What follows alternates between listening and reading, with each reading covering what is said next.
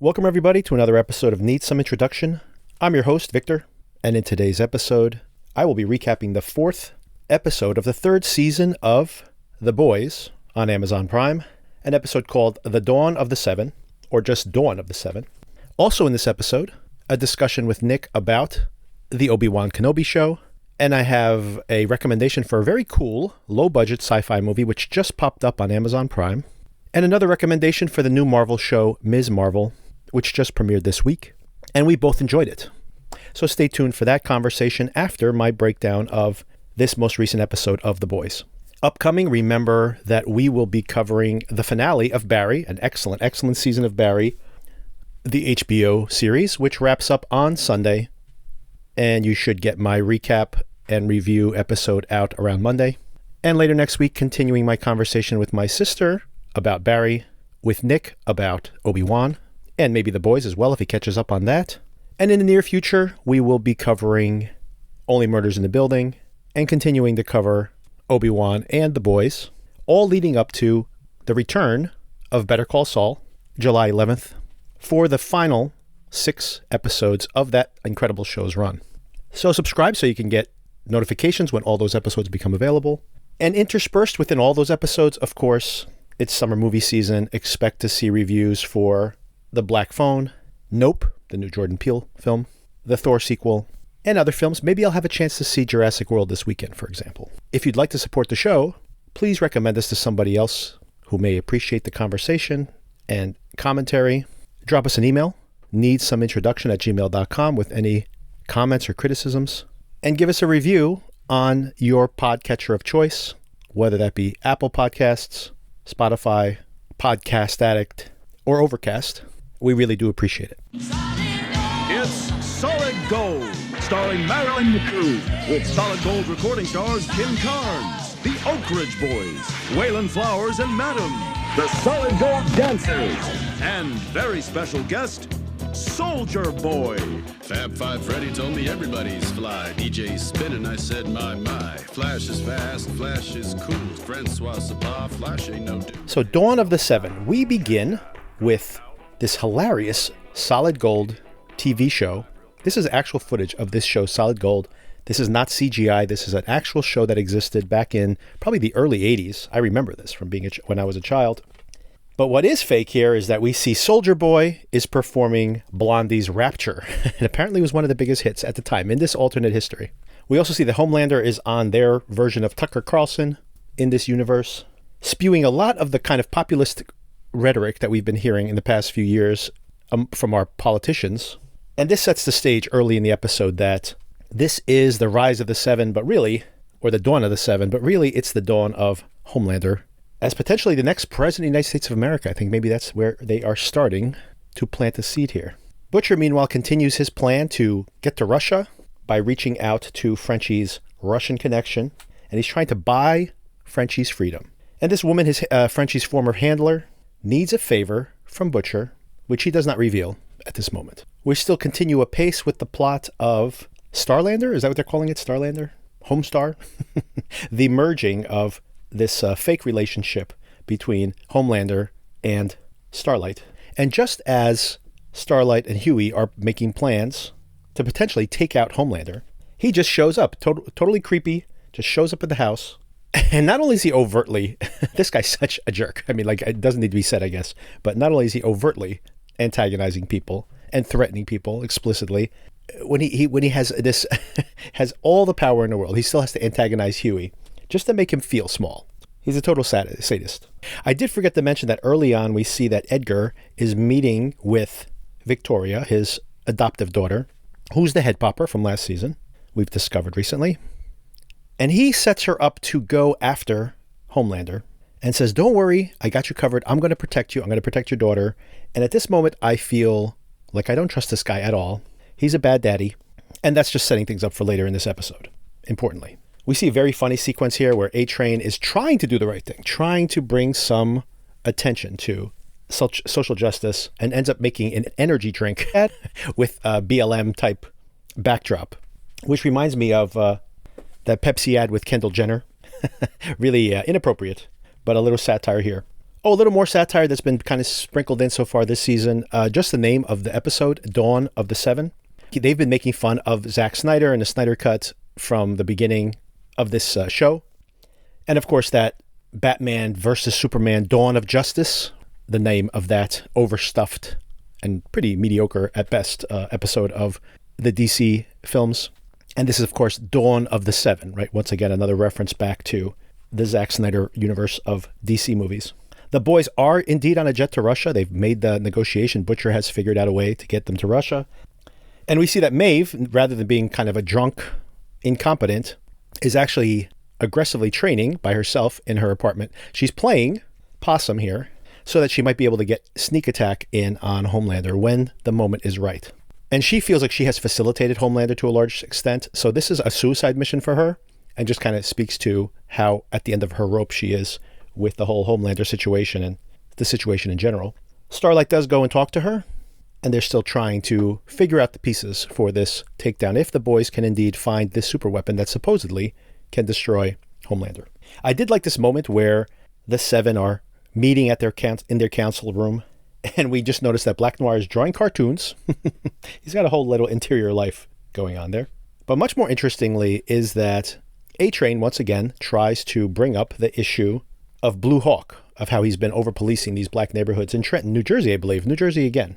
Well, everything comes back to Jersey. And the Deep, in the middle of this conversation, gets a text message from his wife. And the wife is basically coaching him to get in good with Homelander. We've noticed this before. The wife really is impressed, not only when her husband is humiliated by Homelander, but really seems to get a thrill from the brutality of Homelander's perspective. So she's really influenced by people with power. And of course, Homelander is the alpha dog in this scenario. And I think she wants to get close to Homelander. If I had to make a guess, I think she is going to do her damnedest to get close to Homelander, and this is going to get her killed. Homelander is going to dispose of her like trash. That's my prediction, based on nothing, just based on my gut. It turns out we find out what the plan was, how Butcher negotiated this trip to Russia. They need one of their gangster adversaries wiped out, and they send in Kimiko as a prostitute. And we find out this guy has a whole slew of superhero-themed dildos. By the way, I did like this touch when they arrive in Russia, that there's all this graffiti everywhere in the streets that paints the Seven as these monsters, which is actually a realistic portrayal of what they are most of the time. And of course, would be the perspective of these of the Russians, considering that since this whole Cold War mentality has pervaded this superheroes as well. And as you expect with the boys, Kimiko and those dildos are going to make short work of this gangster, and she ends up killing basically all of them. But one of the prostitutes freaks out, shoots Kimiko in the head, and of course she survives. She's indestructible, or is she? And she realizes that she's terrified these girls, which makes her worry about that monstrous side of herself. You know, she's just come out of being this feral creature, so maybe she's afraid of slipping back into that personage again. So set up earlier in the episode was that conversation with Edgar and Victoria, that they were going to have a press conference just to wrap Homelander on the knuckles, just remind him who's really in charge here. And it's the night of the press conference, or the day of the press conference. And it turns out, oh, twist! Victoria has turned on Edgar, is actually there to announce charges against Edgar for impropriety within Vought. And they're going to force him out. Turns out Homelander is working with her. So Homelander is really at the peak of his powers right here. He really controls every aspect of this show, and we're going to see even more. I just want to briefly mention that there's yet another dildo scene here. Although this person is going to enjoy their experience with the dildo, so I guess it's all a matter of perspective. Maybe that's the overall point of this show. And then as we get towards the end of the episode, we have a grouping of important meetings here, and then a big action sequence to cap things off. First, Homelander and Victoria meet, and we see part of this negotiation that's happened behind the scenes. We see Butcher fixing himself with this 24-hour V, very much looking like a drug metaphor here. And I think that this is a drug metaphor they're making here, that he is getting drunk on the power. I think more problematic is that we see Huey walk in on him, and he wants it too. He was humiliated. He's tired of being humiliated by Homelander and all these other evil superheroes. And he feels like he can't protect himself or anybody else. He wants some of that V also. Butcher at the time says he will not give it to him, and actually warns him that this is not power. This is actually punishment. Sooner or later, Homelander will find Ryan. Okay? It's just a matter of time. I have to do this, all right? You don't. And he's in just as much danger. Homelander almost lasered me in half in front of her, and it was like I was back with every bully that I ever had, just taking it. And then she had to save me again. Butcher, please, please, please. Because right now, I am so angry that I can't even breathe. Oh, Huey. This shit here. It's not power. It's punishment. You don't deserve none of it. What did you do? But we find out later that Dewey snuck some of that 24-hour V while he's embracing Butcher there. Another really great scene, Edgar and Homelander together. You want to know something? I used to be intimidated by you. I did. And now I look at you, I have no idea why. Truly, you're not even pathetic. You're just nothing. Then why are you still here? Looking for my approval, like I'm your daddy? And even if I were, what would there be to approve of? The company is yours. No one left to stand up to you. But I think you'll come to sorely regret that. And why is that? Because there's no one left to cover for you either. Eventually, probably soon, the world will recognize you for the pitiful disappointment you are. You are not worthy of my respect. You are not a god. You are simply bad product. So I still wonder what is the overall plot with Edgar. I do not think he is so naive that he just thinks he's untouchable here. And I also feel like he's probably been manipulating everybody here. Maybe I'm overreading into this because I think that, this is Giancarlo Esposito, once again, Gus Fring. So maybe I just think he's more of a mastermind than he is. But I am pretty sure that this show would have no dramatic tension if Edgar doesn't have some control over Homelander. Which, at this moment, the show is trying to set it up that Homelander has a glide path, free reign to do whatever he wants. And this leads us to the end of the episode where many things happen in pretty quick succession. First, we see that Victoria has given V, regular V, it doesn't look like the 24-hour color, to her daughter, who has a strong reaction to it as her body starts to change. And it's sad that she's doing this, but she thinks she's protecting her daughter from Homelander.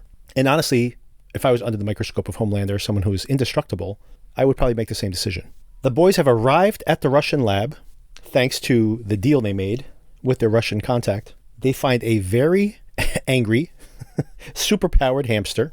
And just as the guards show up, and they're overpowered and all hope seems to be lost, Huey gives Butcher the nod, and Butcher reveals the fact that he has taken the 24-hour V. He is temporarily a superhero and uses his laser vision to kill all the guards in the room. With a little assist from our very, very dangerous hamster. And this is also the moment where we find out that Huey has indeed snuck some of that V and injected himself with it. He moves so fast, he actually slips right out of his clothes, so he's naked, and punches a hole right through one of the soldiers, and then apologizes for it. And his arm, of course, has now been fixed, instantly healed, and he's just starting to feel a little bit of that power. The rest of the boys are a little upset that this has all been happening behind their backs, but no time for that yet. Butcher, still using his superpowers, tears open one of the containers, one of these cryogenic containers in this lab. And who is inside? What a shock. What a shock. Unbelievable. Soldier Boy, tell him. Soldier Boy is alive. I am so shocked by this. Oh, wait a second. I'm not shocked at all. This is so totally obvious. Everybody knew this was going to happen. And we see that maybe, first of all, there may not be this other weapon that supposedly killed Soldier Boy that they've been looking for. But maybe we're setting things up that Soldier Boy himself might be that weapon. We see this energy building up inside his chest. He blows a hole through the wall. Kimiko is there, unfortunately, in the way of the blast. She gets blown through the wall as well. And he's out in the wild now. Naked also. Another naked superhero roaming the streets of Russia. Problematically here, and maybe this is setting the stage for something else, is that Kimiko is not healing from that blast. And she's bleeding out in the car at the end of this episode. Meanwhile, Huey doesn't even seem to notice. He's so in love with this power he's feeling right now, looking at his healed arm, and just, you can just tell from the look on his face that he's really thrilled by this rush of power. So setting things up for the rest of the season for sure. And lastly, we see one more very upsetting scene. Starlight and Homelander are at some kind of event. They're trying to sell this entire romance. This is their new storyline. And there's been drama playing out in the background of all these scenes throughout this episode. First of all, when Homelander was threatening to Huey, she had threatened that I walk with my approval ratings if you threaten any of my friends. Homelander doesn't like this. He does not like being told what to do. And in the same way that he has orchestrated a power grab for the rise or the dawn of the Seven here, he has started to hatch a plan here, even in this parallel, much lower stakes way. He can't let anything go. And he is planning a way to get back at Starlight. Also earlier, Starlight had met with Alex, and she was talking to him about possibly recruiting him to help her out with something they have planned. I don't want to give you details, the less you know the better, but when the day comes, will you have my back? And he jokes with her, I'm still in love with you, blah, blah, blah. Maybe that's true, maybe that's not. It's really just setting things up here for the end, unfortunately. At the time, I thought, well, maybe they're setting it up for a love competition with Huey. That's what I thought was going to happen. Maybe Alex is going to step in, he's going to be protecting her, and this is going to lead to some complexity because maybe she's going to start having feelings for him again, right? Not for Huey. So that's what I thought they were going to do with this character. I was wrong, because about halfway through this episode where we had that conference room scene where the Deep was being manipulated by his wife, and he ended up getting into a fist fight with A-Train afterwards. And A-Train, of course, doesn't have any powers right now. And Homelander humiliated A-Train. And this is where Alex kind of said, maybe there's something we could do about this. And we cut away, but you presume that he's thinking about it. Good job by this actor, by the way. He's playing out his face. Should I do this? Should I not do this? In the end, if you don't know somebody very well, don't tell him your deepest, darkest secrets, by the way, people. Lesson of the day. He apparently let him in on the plan that there's going to be some kind of coup coming. So, hey, A-Train, be on our side. Of course, A-Train goes and tells Homelander, ingratiate himself just a little bit with Homelander. Everybody wants daddy's approval. This whole show is about nothing but men with daddy issues, which of course leads us to this final sequence where Homelander now at this photo op says, hey, why don't we go for a flight? And Starlight says, the car's right here. Why don't I just jump in the car? He's like, no, really, I want to, come on, it'll look good for the cameras. So reluctantly, she's like, okay, let's go. What do you want to show me? Turns out what he wants to show him is the fact that Alex has been ripped to shreds, has a hole punched into his face, and has basically been tortured and dismembered brutally, as usual, on this show. And I was totally shocked by this. I did not expect this to be the case. As I mentioned before, I thought this was going to be possibly some kind of romantic competition for Huey, and that would be his trajectory. But nope. He's been killed. A-Train has ratted out her plan to Homelander. Homelander knows everything that's going on. And now she is exactly where Maeve was. He's going to threaten to control her. And rather than her saying, hey, you do what I want, or I'm going to walk away with my approval points, to which Homelander just says, well, I see your threat, and I raise you the threat that I will murder Huey if you ever walk away from me. You are now mine. You're my property. And as I mentioned, paralleling very much Maeve's experience. And we see how psychologically traumatized Maeve is by her experiences with him. We leave things, as usual with this show, a show that has much, much comedy in it, but usually in the final beats of each episode, it's nothing but misery and disappointment for all our good characters, or better characters. I'm going to break it down one more time, and I'm going to make it crystal clear so that even you can understand it, okay? There will be no more plotting, planning, playing around. That is over, okay? From here on out, there is only my dutiful, loving, main squeeze Starlight, worshiping me and me alone. Because if you step 1 inch out of line, if you so much as fucking blink the wrong way, then that, my love, will be Huey.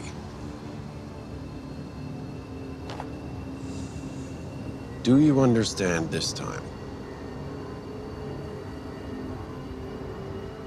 Good. Then say it, so I know. That'll be Huey.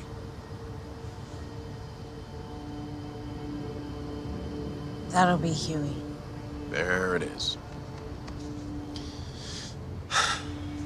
Find your own way home. So where did I leave all this? This is very interesting. I have a couple of takeaways. One is I'm very worried about that hamster. Is that hamster just out and about eating its way through all the Russian citizenry? I do worry. Someone's got to catch that guy. I don't think he's a good guy. I don't know if he has like a true affiliation or affinity for the good guys. I think he's just kind of hungry. So I do worry about where that hamster's going to show up. And maybe that's our super weapon, by the way. Maybe he could just burrow away through Homelander. Maybe this will be the big surprise twist at the end of this season of TV. And my one big takeaway here is I think this show continues to have a Homelander problem. There is something called like the Superman problem, which is this idea that when you have someone with infinite power, it's very hard to make them a dynamic presence, not necessarily a compelling presence, but a dynamic presence. And I do feel the same thing with Homelander here.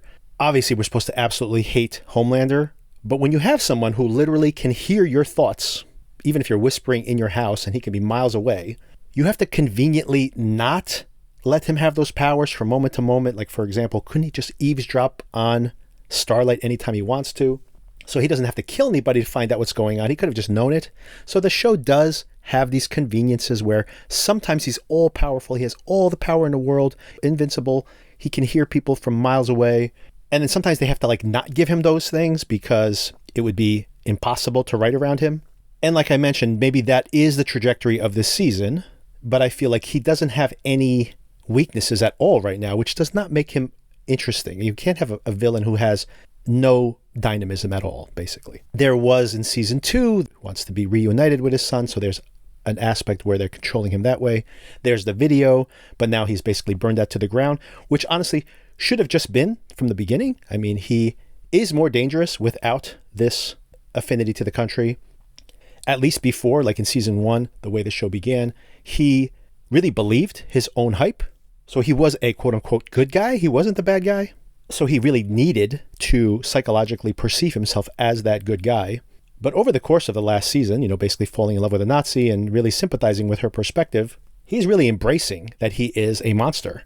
And a monster that is impervious to damage is not a very interesting character. I mean, it's great for getting you angry. I mean, I despise this character intentionally. Of course, the intention of the showrunners to make me hate him. But I do worry that there's a limit to that if they just keep spinning their wheels for another season. So all that is to say, I hope that there is some big change to his character. Yes, you might be able to kill him. That's one way to do it. But I think it would actually be way more interesting if somehow he is diminished. He can either lose all his powers or just have a more manageable amount of powers later in the season. That would be very interesting because this guy who is a bully, but is a baby at the same time, is so thin-skinned, having lost his powers and having to deal with being bullied would be an incredible reversal. And him obviously either, whether he reforms himself in some way or desperately needs to become a supervillain again, either one of those trajectories would be very interesting for another season of the show. So I do hope that is kind of the direction they're going in. As far as what we're seeing here, if I had to take a guess, Soldier Boy's powers can diminish someone's powers. I do believe they are not going to just kill Kimiko like this. I could be wrong about that, but I don't believe so. And somehow they get Soldier Boy to use his powers in a battle royale against Homelander, and then they can't kill Homelander, but they can diminish his power, and then collectively they can all, at least temporarily, contain him. I just realized as I was doing this recap that there is one other possible way where these pieces can fit together. Maybe Soldier Boy's power does take away Kimiko's superpowers permanently. Maybe that's actually what we saw there. They can use the temporary V to heal her, but then she can choose after the 24 hours to not get her powers back, which is kind of one of the themes that we've been seeing playing out here on the show this season. So it's possible that she could lose her superpowers. They would also discover at that moment that this is how we get Homelander, because Soldier Boy can take away his superpowers potentially. Anyway, just a theory, but maybe I'm right. I hope so. I mean, that would be an interesting way to go, potentially. So that's my guess. But like I said, I actually prefer a version not where Homelander dies, but where Homelander's diminished to such an extent that he then has to put the shoe on the other foot, basically. All right, what did you guys think of the episode? Reach out to me, needsomeIntroduction@gmail.com. Would love to hear your feedback. And with that out of the way, here's my conversation with Nick. We are going to talk very much about Star Wars and what is wrong with this Star Wars franchise. Whether you like this Obi-Wan Kenobi show or not, I think you have to admit the fact that this property, this IP, is having a lot of problems in figuring out what it wants to be, what stories it wants to tell. So we talk about that. Just a warning that we obviously spoil the most recent episode of Obi-Wan Kenobi, but we also spoil everything Star Wars franchise up until this point. So we talk about the movies here and there.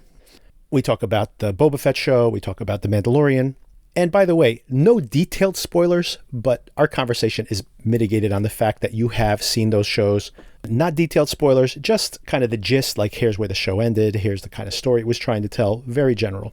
So take that all into your considerations. But it is a very entertaining conversation.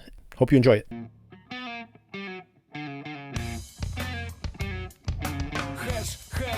Они курят хэш, я бы тоже покурил, но у меня нету кэш. Ладно, похуй, пойду отложу личинку и передерну на какую-нибудь картинку в журнале. All right, so I wanted to get your feedback, Nick. Nick's back on the show again, everybody. Hey, what's up? And we haven't spoken to Nick in a while. I have something to recommend, though, that I want to recommend to everybody, so I'll recommend it to you as well. Sure. This is a movie that I had seen. I heard a lot of buzz about this. It's a Japanese movie called Beyond the Infinite 2 Minutes is what it's called. And I had heard about it because it was basically made on this tiny shoestring and it was getting a lot of buzz. It's a time travel movie. Oh. And the reason I thought about it is because today I was looking at my app to find out when the next episode of The Boys is coming, and I'll be recapping that soon. And I noticed, hey, new movie recommended for me, Beyond the Infinite 2 Minutes. And I really recommend this to everybody who likes science fiction. This is a movie, especially if you're younger, by the way. You can literally have made this movie with a lot of just your friends and a little bit of money in your pocket, maybe a few $1,000s. But let me tell you the setup of the movie because it's so cool. This guy walks downstairs from his apartment. We're following him. It looks like one continuous take, by the way, the whole movie. It's like one continuous take, although they cheat. It's not really one continuous take, but it's incredible what they do. And he walks downstairs and he's at this tea shop where he works and he's talking to the girl who works there. And all of a sudden the television turns on and somehow the television is attached to his bedroom upstairs. And on the television is himself upstairs. And it's saying, look, you're looking 2 minutes into the future and blah, blah, blah, blah, blah. And he's like, and I can prove it to you. And he tells him something and he checks his pocket and he's like, okay. And he's like, and by the way, your 2 minutes are up. So you have to come up here to your room and say this to yourself. And then we follow him back up to his room. And then he's on his monitor and the monitor turns on and he sees himself back in the version of himself that was back in the tea room. And then he's like, oh my God, this is happening. So he repeats exactly the dialogue he just said to keep the loop progressing. Yeah. And then while he's having this conversation, some of his friends walk into the room, right? So now he goes downstairs and they're already there because we're going different point in time. And this keeps going and going and going. And they're looking at what's happening in the mirror. So they're looking into the future or looking into the past.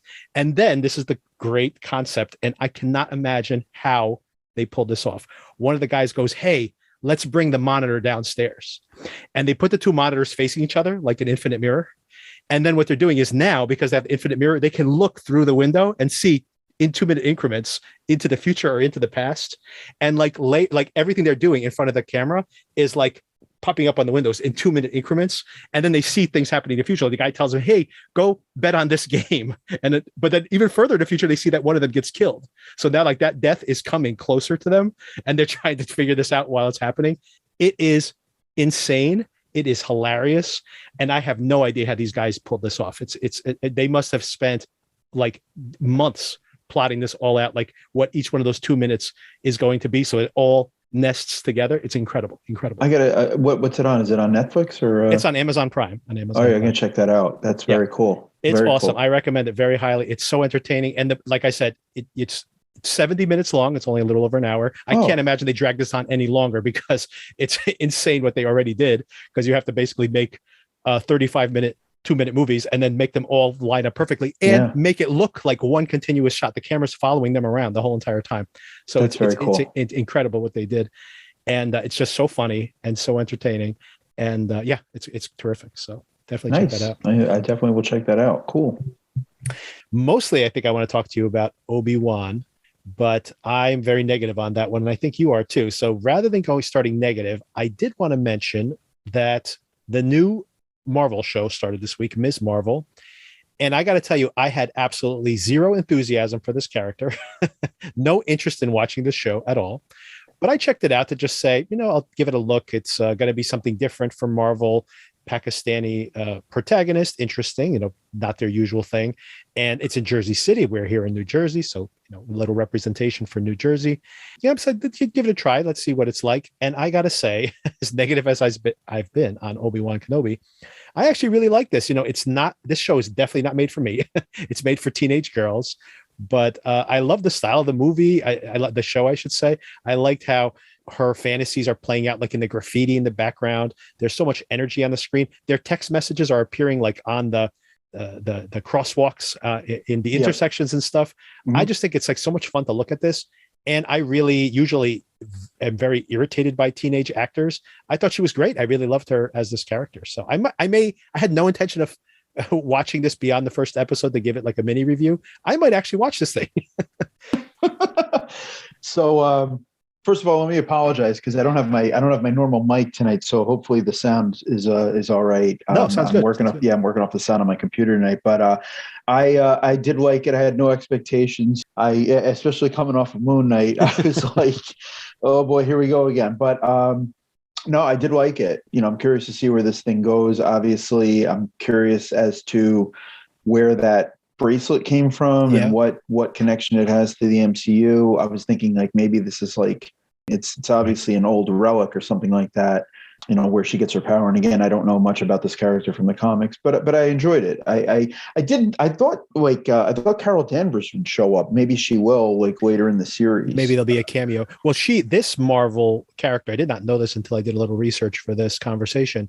In the Marvels, the show, the movie that's coming out next year, she will be one of the Marvels. So she's definitely going to meet Danvers at that point. Okay. But I don't know if she will maybe make a cameo here in the show as well. That would be nice to see. I thought a couple of cool things they did in the show. So first of all, I don't know this character at all, other than my daughter likes the Spider-Man cartoons, and Miss Marvel is in the Spider-Man cartoons. And what I like that they did an adaptation is I remember seeing this character on those cartoons my daughter watches and thinking, what a goofy power for her to have, because her hands get really big and she can like make her different parts of her body really large. So I'm like, how are they going to represent this on a live action show? And I thought they did an awesome job of that, visualizing it as like almost like this a projection of like her own force. So like actually you get both sides of that, right? It's not as ridiculous as her body actually stretching, but you get the effect of like this giant hand catching her friend, for example, right? So it's a kind of cool way to split the difference. Yeah, they did a pretty good job. Yeah, no, it was visually, it was really cool. I agree with what you said in terms of when they were walking around and the text messages were like appearing on the, on the neon signs and stuff like that. That was very cool. And also the special effects with regard to her powers. I got, and it's funny that you said that because that's I sort of felt like it was a very Spider-Man-y very much sort of vibe to it. Young kids in high school and, a lot of the teenage angst stuff going on. And I thought it was cool. So I'm curious to see where it goes, who the big baddie is going to be in this one and, what she's got to do. And literally had no idea about this character. The only thing I knew about the character was from those Marvel games that I play on my iPhone when I'm bored. And I know that there's this character, the Miss Marvel character, but Kamala, but I thought her power was actually going to come from, she was going to have like some sort of interaction with Carol Danvers and like something from the Tesseract. So I had no idea that it was like this magic bracelet gave her the powers. But yeah, it's from her grandmother. So there might be some legacy there as well. Exactly. So it's cool. It was, I kind of liked it. I was thinking about what we had talked about with, the Eternals and Moon Knight. It's not out there. It's just a normal person and they got superpowers. Not that Moon Knight wasn't the same thing, but it was a kind of a weird guy that got superpowers. But this is like more akin to what we saw in the initial phases of the MCU, like this type of a backstory. Yeah, in general, what you're saying. So just to piggyback on a few things you said, one is I definitely got that vibe, like you mentioned, that this is almost like a Spider-Man-like character in the fact that, like you said, deals with, she's a teenager, a true teenage actress in this case, and dealing with those pressures. I like the fact that, I'm not Pakistani, but I do have an immigrant family. My parents were immigrants, and there's almost like this thing that unites us.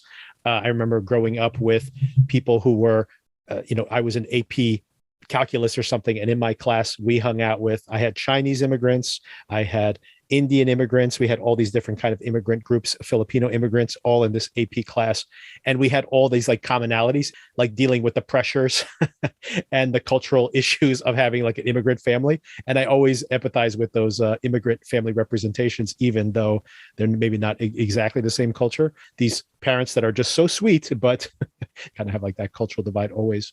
Yep. So that I liked. Another thing I wanted to mention on what you were saying as well is, as far as how out there the show is, I agree that I like that, unlike Moon Knight, for example, where you're getting thrown into the deep end with this whole mythology, they're probably easing us in, which is my preference as well. But I did find one thing, it's so brief. I don't even know if you picked up on it, but I thought it was pretty cool. There's a moment where she puts the bracelet on for the first time, and you see her flip. It's like that TV commercial where you flip 180 degrees, and she's in like some netherworld for a moment, and she's surrounded by these dark figures with glowing eyes. And then she flips back into the conference center. But I was like, whoa, that's a very creepy like image there just for a second. But I guess they're introducing this kind of connection that this thing has to some other plane. Yeah, that's a good point. I forgot about that. I did see that, obviously, and but I didn't know. I thought she was going into like some sort of multiverse or something like that, like really quick. It's all multiverse nowadays. It's all multiverse. But yeah, no. Speaking of which, by the way, I still have not seen Doctor Strange, and at this point, I'm like, you know what? I'm just going to wait for it to come out on Disney. Well, I was going to say, as a PSA, it's coming out. I think there's a 45-day window now for Disney. Yeah. So I think it's coming out the week that the Thor movie is coming out. So it's just a few weeks away, 2 weeks away. So I'm like, I dropped the ball on that. So just FYI, no spoilers there. But I am going to see Thor when it hits the theaters. That one I'm not waiting for. But no, I mean, going back, that was a cool thing. And then one of the other things was in the post-credit scene. The character, that one character, was from the Spider-Man No Way Home movie, who was investigating Peter, I guess, after his Dewey from Succession. Yep, exactly. So that was cool. So there's a little crossover there, and like we said, another parallel to Spider-Man. Spider-Man, as if we needed even more paralleling. Yep. But it'll be, I'm curious. I think we might see some cameos in this one. Yeah. Because clearly there are. I mean, not that Moon Knight wasn't operating in the MCU, but this seems like there's so many references to the Avengers that I think you may see a cameo at some point. How many episodes? 6? Is this going to be 6? I think they're usually 6, or not always, I should say, but I think they're usually 6. Okay. So and I was going to go straight into Obi-Wan from there, but I did want to actually bring up one other thing, which is right when this wraps up, I believe, probably within a week or so, we then get, at the beginning of August, we get the She-Hulk. Yeah, that's going to be great. And I do not watch trailers in general. I just try to avoid them. But for this one, I was just so like, I don't know the She-Hulk character at all. Just so curious to see, like, get a feel for the show, that I watched the trailer for this. And man, that trailer is hysterical. Like, I was like, what a bizarre premise for a show, but it's very entertaining. It seems like she's also going to be like, Dr. Hulk-ish, like she's going to talk, she's going to be able to talk, and she's not going to be like, Hulk, early MCU Hulk. She's going to be an intelligent sort of Hulk character. So we'll see, but it looks pretty funny. I like that they've got the Hulk in it. So that'll be cool. I'll see where that goes as well. So I'm optimistic, especially coming off of, again, a lot of people disagree, but I think we hit a pretty low point with Moon Knight. So there's only one way to go from there. Yeah. Again, not to belabor the point, but I just did not get Moon Knight.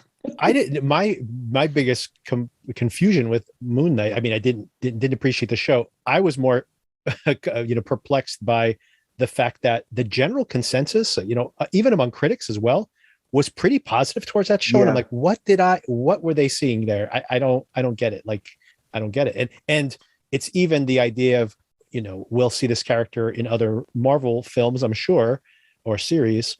Okay, fine. I don't mind seeing Oscar Isaac come back into the MCU. I definitely have no problem with that.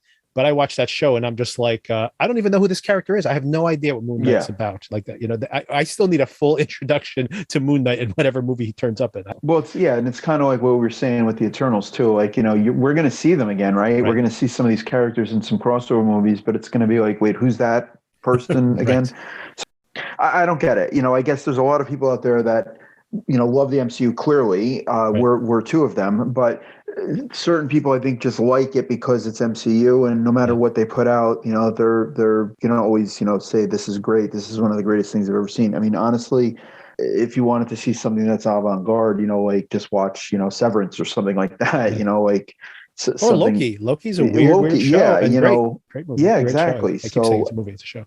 Hey, listen, everybody's got different tastes. I don't get it. I didn't get Moon Knight. And even how it ended was we didn't want to go back into this again. But like I was sitting there and I'm like, I don't know what the hell's going on. Like I was like, I have no idea what's going on here. But anyway, this looks like it's more mainstream. It's going to be a little bit more of like a linear type of show, and we're going to get to see this kid turn from a high school student into a superhero. And I think it's nice to get back to that.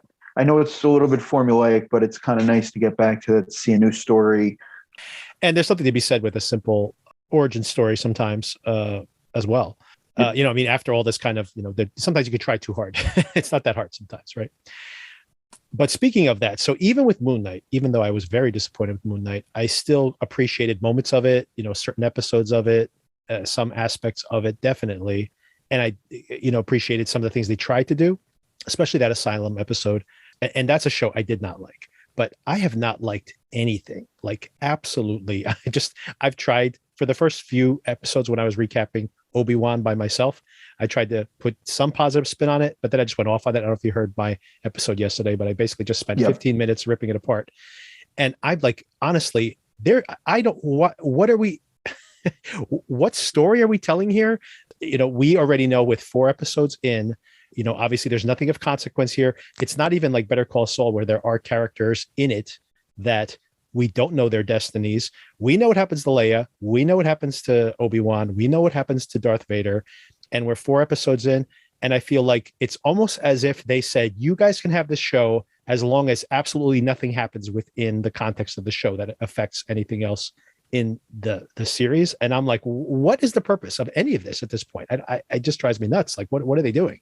Yeah, so I'm somewhere in between. I don't hate it as much as you do. I'm sort of ambivalent to it. I enjoyed it. I enjoyed the Vader episode where, episode 3, that was cool. I like seeing him. I like seeing him. That was cool. And he's a badass, and, he's killing civilians, which is pretty wild, and Obi-Wan obviously confronting him. I thought that was pretty cool, although Obi-Wan ran, but it was kind of cool. Until it turns bad. Yeah. I mean, it was kind of cool though, when he was like, what have you become? I thought that was cool. Yeah. On the flip side of that, I agree with you. It's almost like at this point right now, and I don't know what the last 2 episodes are going to bring, but it's a story that didn't need to be told because there's nothing really happening here, like you said. And that Better Call Saul is a great example of that. Right. We know what happens to Saul up to a certain point in Breaking Bad, but the way that they've developed that show in terms of creating new characters and storylines where you don't know, what's going to happen to other characters. You had this golden opportunity with Obi-Wan to do the same thing. Even this Imperial traitor, I don't even know what her name, Vera, or I think that's her name. I don't even. Too. Yeah, I mean, I don't. Who cares? And what happened to that? Although she's the only interesting character on here, like potentially you could see her turn into something in the future. Then what happened to that other guy that was like pretending to be a Jedi, and then he like helped out Obi-Wan, and we haven't seen him. Yeah, what's his name? Kamal Nanjiani, yeah, from the Eternals, also from the Eternals, exactly. A couple of other things that are annoying. I kind of rolled my eyes when the MacGuffin in it was Leia's kidnapping, and it's like, again, like the entire universe. Yeah. Oh my God, we're going back again to the Skywalkers, and I get it. It's Obi-Wan, so there was going to be some connection, but you didn't really have to have the Skywalker connection with Leia, and you didn't really need to even use Luke in this. It could have just been a different sort of task. We still haven't seen Qui-Gon, which is annoying as hell, because I'm assuming he's going to show up.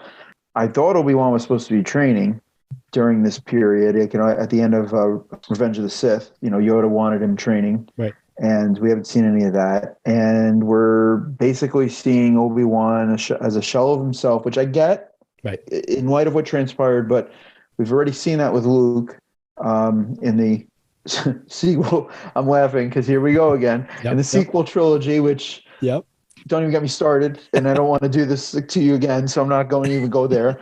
But dude, have you guys not learned from your mistakes already? Like, how many times are you going to do this? Like, just tell a story, and you don't have to, destroy the character to then build it back up. Like, we get it. Like, he trained Anakin. Anakin fell to the dark side. Just tell a good story about this character, and don't make him so weak. And why can't he be good? Like to your point, like why, if he is going, I think I said this in one of the recaps, so I'm probably repeating myself now.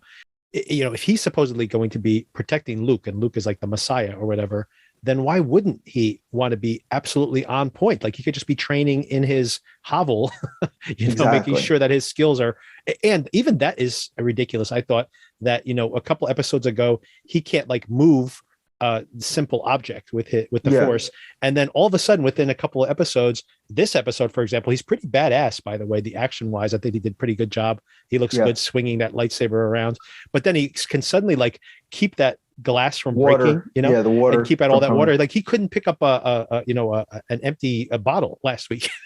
Exactly. Like no, and it's but there's been certain good things too, like the callbacks, to the original Star Wars movie, New Hope, especially in this last episode with the little hand link that they were talking through. That was the thing that C-3PO and Luke were talking, which also gave them away, though. By the way, exactly. But so there were good callbacks to that.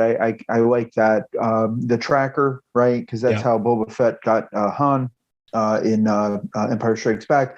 So you've got a few pretty cool callbacks, and I do, of course, anytime Vader's on the screen, it is very interesting. I enjoy seeing that, and clearly they're going to face off again another time. Now, I did read that the two biggest inconsistencies based on the dialogue in A New Hope, which was known as just Star Wars to the old folks like us when it first came out, Leia asking for Obi-Wan's help, and then Darth Vader saying, we finally meet again, or when we last met, I was the you were the teacher and I was the apprentice, or whatever. Right. Apparently, it is going to be rectified, that by the end of this series, so the next 2 episodes, they are going to somehow rectify that perceived inconsistency in the dialogue in A New Hope. My guess is they're going to somehow wipe Leia's mind, because they're going to have to, because nobody can know where Obi-Wan is. And I think they're going to pull a 3PO droid wipe, even though she's human, they're going to somehow wipe her mind of remembering this, because otherwise, and I'm sure you said this previously, she would have just said, Obi-Wan, remember when I was 10 and they kidnapped me and you came and saved me, and then the Inquisitors got me, and then we saw the dead Jedi that were in the Amber stuff, no, my guess is that her mind is probably going to be wiped, or they're going to do some Force thing with her. That's going to eradicate this from her memory. And then as far as Darth Vader and Obi-Wan, I think you can somehow, there'll be some dialogue in the last episode when that's souring me even more on it. The idea of basically the show itself will intentionally erase itself. They have to. Let's pretend this never happened. It's like, can we just not watch it then? Can we just not watch it? When they were in the room, when they were developing the scripts for this, right? The showrunners, when they were like, well, how about this? Instead, why wouldn't somebody just speak up and be like, well, instead of having Leia going on this adventure with Obi-Wan, and then we have to erase her mind at the end because, she doesn't know who Obi-Wan is in A New Hope. How about this? I have a better idea. Why don't we create this entirely new situation where Obi-Wan's got to come out of hiding? Maybe he found out that the Empire located where Yoda is, or something happened where he's got to come out of hiding, and it has absolutely nothing to do with the Skywalkers. Like, how about that for an idea? But someone else was there like, no, are let's so have... many. It's so nuts. They're talking about, when this first show came out, that they were talking about planning for a second season. And that's part of the reason that Leia's supposed to be like 10 years old in here. And they hired a girl that's even younger than 10 because they, so they could use her again in another season or something. Although I think that's ridiculous because she's going to look, much older next time they shoot, if there's like a 2-year window between these shows. Anyway, regardless of all that stuff, I just think all this is so ridiculous if they were actually planning for more than one season of this, because to your point, in my mind, once again, maybe these are my own expectations. In my mind, I'm thinking exactly what you're saying. He's on the planet. He's trying to watch Luke. He gets drawn out for some reason. Maybe he's in a romance and he needs to rescue somebody. Maybe it's just somebody else. It's just a call of saying, I'm supposed to be here taking care of Luke, but instead I got called away for something else. So because he just has this need to go save someone else, like you said, a completely unrelated story. And then like at the end of that season or something, you could have him like on the other side of the galaxy and all of a sudden being like, oh my God, I'm so far away from what I'm supposed to be doing right now. But he could be like a kick-ass Jedi going on these missions, right? He doesn't have to be like only with Leia, only with characters we've seen in previous movies, and like with Darth Vader running into him just so that just to create these inconsistencies in their own plotting. Like, why? What's the? I don't get the point of this at all. No, and you that's a very good point in terms of you could just had Obi-Wan doing something that would have been a really cool idea, right? You could have 2 or 3 seasons like that where he's like a covert Jedi, sort of working to stop the purge or helping to stop the purge, and nobody finds out where he is. But instead, we get this third sister. Yes. Which, oh my God. Listen, I enjoyed her very much in Queen's Gambit, but I'm not digging her character in this at all. No. I just don't like it. I don't think I just don't like it. But listen, and Leia, I'm sorry, I don't like. And Leia, listen, with the Leia thing, I mean, when I saw her running and she was about to get kidnapped, I was like, please. I'm like, please tell me that this is not going to be what draws him out. And sure enough, it was. I did an eye roll, kind of like when we found out, Anakin built C-3PO. It's like, really? Like, you have an entire universe, and it just so happens that Darth Vader built C-3PO, and now Obi-Wan had to save Leia from her kidnapping when she was 10. And Third Sister knows that Anakin is Darth Vader, yet nobody knew Anakin was Darth Vader other than the Emperor and Yoda and Obi-Wan. And Anakin, and that's the other thing that I need to ask you a question about, is if we're supposed to believe that Third Sister is kidnapping Leia to draw out Obi-Wan, and Darth Vader knows that Leia is his child, right? Well, he doesn't. No, he didn't figure that out until Empire Strikes, until Return of the Jedi, when Luke gave it away when he was fighting him. But the thing is that you would think that Obi-Wan was so weak when Vader confronted him in episode 3. Why couldn't Vader have figured it out that Leia was his daughter in episode 3 of this series? Like, because Obi-Wan. But how do they know? If they don't know why Leia is precious, then how does she know that kidnapping her is going to lure Obi-Wan out? Yeah, I think it was because I think Obi-Wan was close with Bail Organa during the Clone Wars, so that's what drew him out, that they figured that if the daughter was kidnapped, that would draw Obi-Wan out to come help save her, I guess. That was the MacGuffin to this, is that, it's not because it's Anakin's, they don't know the significance of Leia, I guess. The Inquisitors don't know the significance of her, although she is probably Force sensitive. Yeah. So that would make her in danger, just generally speaking. Yeah. Exactly. And Third Sister kind of knows that now because of when she tried to read her mind. Exactly. So she knows she's Force sensitive, but I don't know. It's like, this was very akin to the Darth Vader building, C-3PO situation, which, it's like, there's not only 6 people that exist in this universe. I'm enjoying watching it, but I just kind of feel like it's just not, I wasn't terribly excited about this past episode. I kind of feel like it was a letdown. It was terrible. It didn't really go anywhere. And again, we've talked about this previously. I'm not really a cartoon person, so I understand that, Clone Wars and Rebels are canon. I haven't watched them. I know, and I know that Clone Wars is very popular, and I know also that it gets very high ratings and it's well regarded. I just don't have the patience to sit down and watch it. But I guess like some of those Jedi that were in that tomb were from that series. And so if you're really into Star Wars, and I am, but not to the extent that I've watched Clone Wars, that was like a big sort of spoiler, I guess, or a reveal. But it sort of went over my head. I knew they were Jedi, but it was just like I didn't know who the hell they were. You know, it was like, oh, okay. You know? Yeah. I mean, if they're going to put Easter eggs there, I was like joking on my recap that I'm like, I was hoping to see like Mace Windu or something, and there's someone I'd actually recognize, right? That would be cool. Like if Mace Windu well, look, got somehow beheaded. Did he get beheaded? Up, No, maybe no, they cut his arm off, and the Emperor cut his arm off, and then he flew, like he fell, like 100 stories down. But he could still be alive. You don't know. Yeah, I mean, that would be kind of cool if he showed up at the end. I would also like to see the Emperor appear at some point, which is kind of ironic because.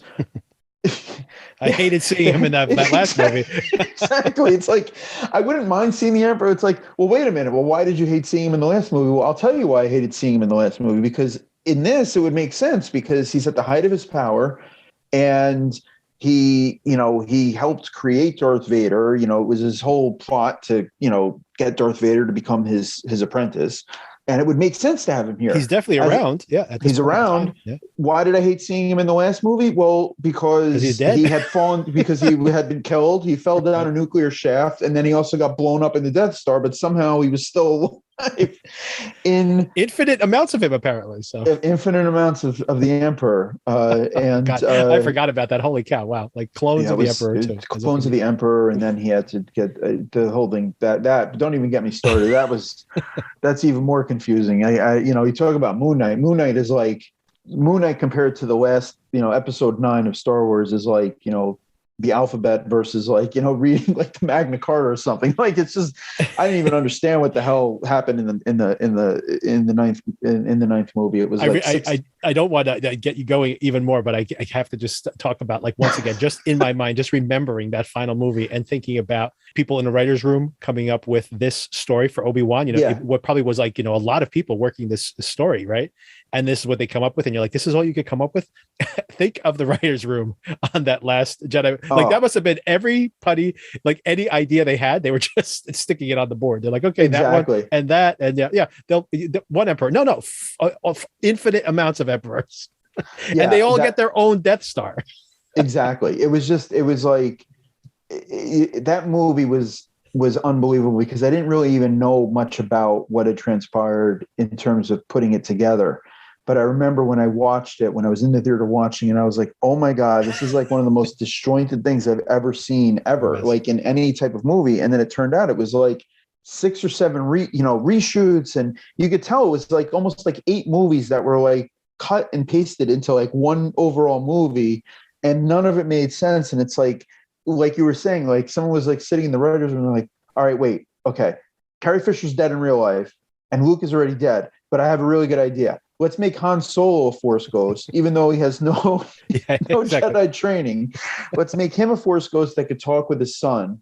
And then here's an even better idea. Let's just get every single character that's still alive and come back at the end. And like, it'll be like the Marvel Avengers ending. Yeah. But nobody will give a shit about it. Nobody care at all. Yeah.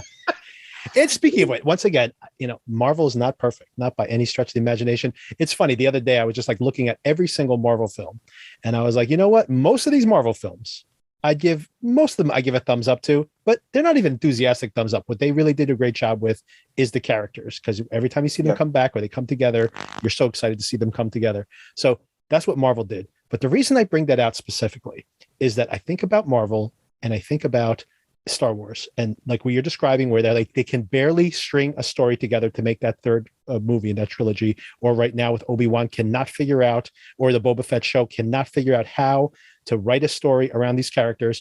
And to that point, Marvel's not perfect, but Marvel is doing this with like 10 movies at a time, and they're like, what are we doing in 3 years? What are we doing in 5 years?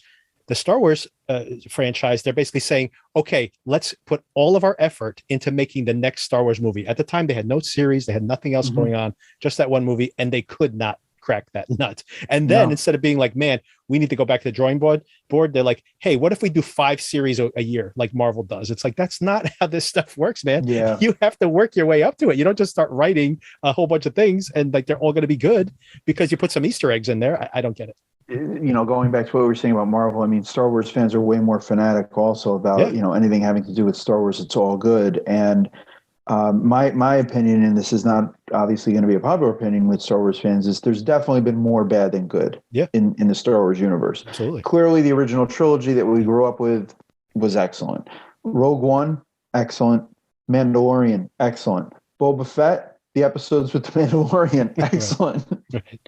The non-Mandalorian episodes, not good. But then, the prequel trilogy was horrible, with the exception of, I actually did like Revenge of the Sith. I liked it. Some parts of it not great, but I did like it, and it set it up. And then, and then I did like Solo wasn't bad. It was fun. I don't need to see it again, but I didn't think it was a bad movie. It's just it's nothing that I need to probably watch again. And as far as the sequel trilogy, you know where I stand on that. And then now, Obi-Wan, I'd probably put Obi-Wan. You hate Obi-Wan. I would put Obi-Wan probably more in the Solo camp. I would say, entertaining. I would too. I just think I'm more forgiving of both. I mean, I in my opinion, I'd say, if somebody asks, Obi-Wan, I think it's entertaining. Probably nothing I need to watch again after these next two episodes are over. I wouldn't say horrendous. It's definitely better than the sequel trilogy, but at the same time, total missed opportunity, in my opinion. Total missed opportunity. Yeah, and to be honest about it, it's not even, my frustration at this point is just like my frustration with watching these Star Wars properties is my honest frustration with it, because I'm not even, I would rank it about the same. I'd say it is like Solo. I didn't despise Solo either. I didn't think it was as bad as everybody said it was, although it did a lot of things I didn't care about. Like I did not need to know about Solo's backstory, or that he got his name Solo. That was such a stupid explanation to how he got his, bandolero or whatever. I'm like, we don't need to know, or how we met Chewbacca, like all that stuff. I don't need to know any of that stuff. And it was better when it was in my head. I had better versions of it. So you guys gave me nothing new, but as a movie, I didn't hate it from moment to moment. And I would say I would parallel it very much with Obi-Wan, where from moment to moment, it's not even like absolutely terrible. My frustration isn't specifically with this show. It's just like I'm at the end of my rope with everything Star Wars, because I just feel like one project after another. I'm like, you guys really can't figure this out. Like with Star Wars, you can't just tell a story. Like, why is this like rocket science right now, people? What is wrong? Like, why is this like so complicated? And they spend, like, for example, with Obi-Wan, they went back to the drawing board like multiple times with this show. They rewrote everything. They reshot almost the whole entire thing. And this is what they came back with. Like, what was original? I didn't know what was that. The original show? How bad was that they had to come back with this? Wow. I didn't know that fact about it. I mean, the one thing I will say, and you would agree, well, at least, Mandalorian's great. I think to be honest with you, I think that's the era that they need to stay in. They need to stay in the post-Return of the Jedi era, and then they have to somehow decanonize the sequel trilogy. And I think, there had been rumblings about it, and I actually thought that I have a good friend of mine that's actually a huge Star Wars fan, but hates it. It's kind of right on the same wavelength with us when it comes to, these various properties and things that have come out. He had heard rumblings that they were really going to try to decanonize the sequel trilogy and almost put it in an alternate universe through like this Ahsoka series somehow, and maybe that's something that they'll do down the road. But I feel like that's uncharted territory. I mean, especially if if you ignore the sequel trilogy. Although the only problem with that is now, in Boba Fett, the episodes that Luke was in with Baby Yoda, you could tell they were building up the school where Kylo Ren eventually betrays Luke, which is like, oh man, like you'd like to see them sort of distance themselves from the sequel trilogy and not go with it. But I think that's uncharted territory, like post-Empire universe, like right after the Empire's fallen, the lawlessness, that would be a lot of fun. And that's why I think people have enjoyed The Mandalorian. And also, The Mandalorian's a Western, and I think that, and my frustration with that show also is when they try to shoehorn in the Skywalker saga once again, and it's like, just let it be a Western, just let it be a samurai movie, right? Like, let it be, Fistful of Dollars or Yojimbo or whatever cultural, there are so many stories like this that you can tell. The Man with No Name, you can just basically build a whole mythology around it. And then over time, because you have this hugely successful property, like start to build up the mythology, plan it out and drop little seeds in there, introduce new ideas, take the series in a new direction, right? Like, but they can't quit that Skywalker saga. They can't. No. I will say I loved when Luke came back, and because we finally got to see Luke in his prime, which we've never gotten to see, which everybody wanted to see, right? And which they should have done in the sequels. I mean, quite honestly, they should have done that in the sequel trilogy, but they didn't. They missed that opportunity.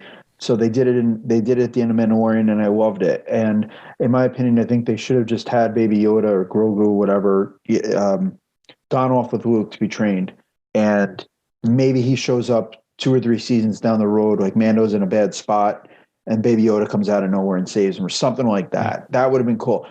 I don't understand why he's back with him. That to me, that was also kind of like, all right, very popular character, he's off with Luke, and now all of a sudden it's like, nope, he turned away from his Jedi training and he's going to stick with Mando now. And now it's like the Mando and Grogu show again.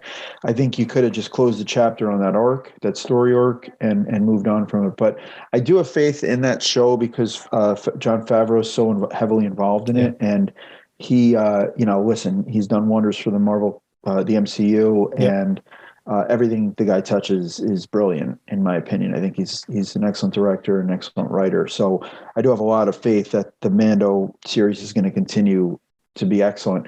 I'd like to see him do, he was also responsible for Boba Fett, and obviously the episodes with Mando were great. They didn't do much with the Boba Fett character, but maybe now they will. And this is the funny thing, I actually forget where that one left off with Boba Fett. I don't know where. I don't think I made it to the end, so I don't. Yeah, I don't even know what happened to Boba Fett at the end. I can actually forget. I watched the whole thing, and I know where Mando is. Mando's with Baby Yoda now, but I don't remember actually what happened with Boba Fett. If he's actually still on Tatooine or if he left. That's a whole digression we probably can't go down. Maybe we'll save it for some future conversation. But even that's so crazy that they do this Boba Fett show, and then they basically say, okay, well, we really don't have enough story for Boba Fett. We're really just going to make like half a season of The Mandalorian and throw it in here. And it's like, why did you make a Boba Fett show? Why did you just why did you just do the Mandalorian season earlier and then work out the kinks of the Boba Fett show? Like, what is going on over there? Like, it's crazy. Yeah, the best episode of the season was the one where Boba Fett wasn't even in it, and it was the Mandalorian episode, right, where he's like where he's looking for Grogu, and that was easily the best episode.